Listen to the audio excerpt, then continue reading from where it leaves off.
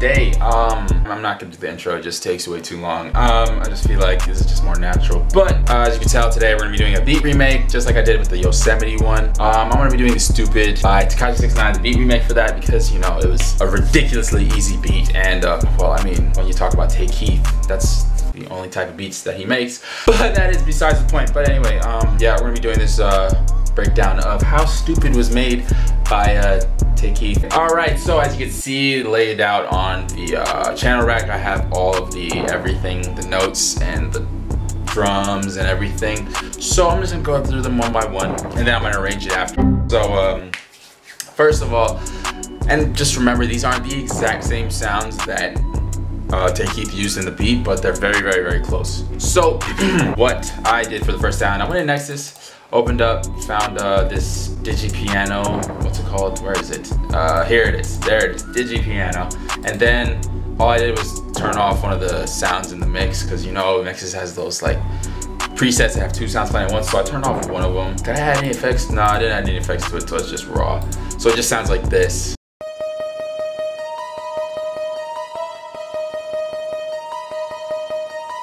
Oh yeah, and here's the MIDI for that.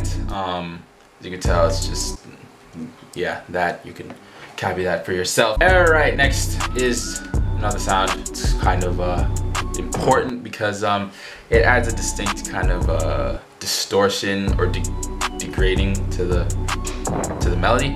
So it shows the classic JP leader, whatever the hell that is.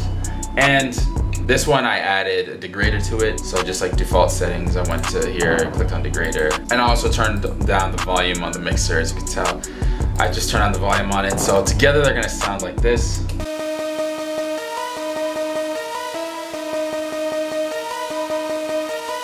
So yeah, the reason why I added that was because in the actual song, it kind of has like a degrading effect on the one of the sounds in the background. So I just decided to, you know, just add something like that to it, just to make it a bit more authentic. All right, next, moving on to the 808, probably one of the weakest parts of the beat, because you can barely hear the 808 in the entire beat for whatever reason. I mean, I don't know.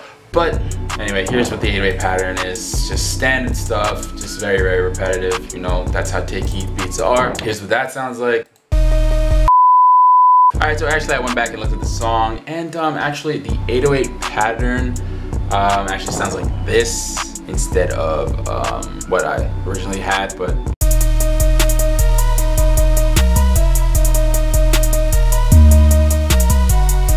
so as you can tell, it just has that little a high D note there. But yeah, basically the exact same pattern as the melody, but I mean obviously they switch up some of the, they don't have like as many notes. Alright, moving on is just the kick. I'm gonna play without the 808 so you can actually hear the kick pattern properly, but here's what it sounds like.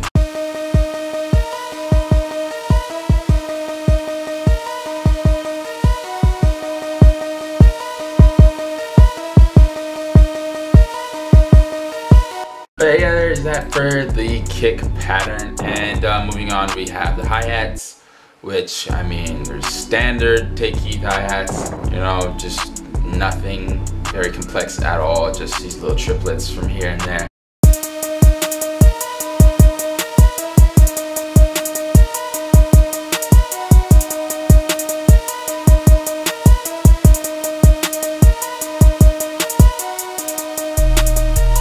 See, it's just a very, very, very simple beat. I mean, Kieth probably spent like 2 minutes on this beat, but I mean that just goes to show you less is more, and you don't have to have a complex beat to get placement. So I think that's yeah, that really is about it, to be honest. Like, it's one of the simplest beats in the world, you know. I hope you guys enjoyed the video. Hope it's helped you out a little bit. Hope you're having a great day. I know I'm wearing glasses right now. Okay, go easy on me in the comments, but yeah, man, I hope you guys enjoyed the video. If you did, leave a like. Don't forget, comment, share, subscribe, all that stuff. And I'm gonna see y'all in the next one. Peace.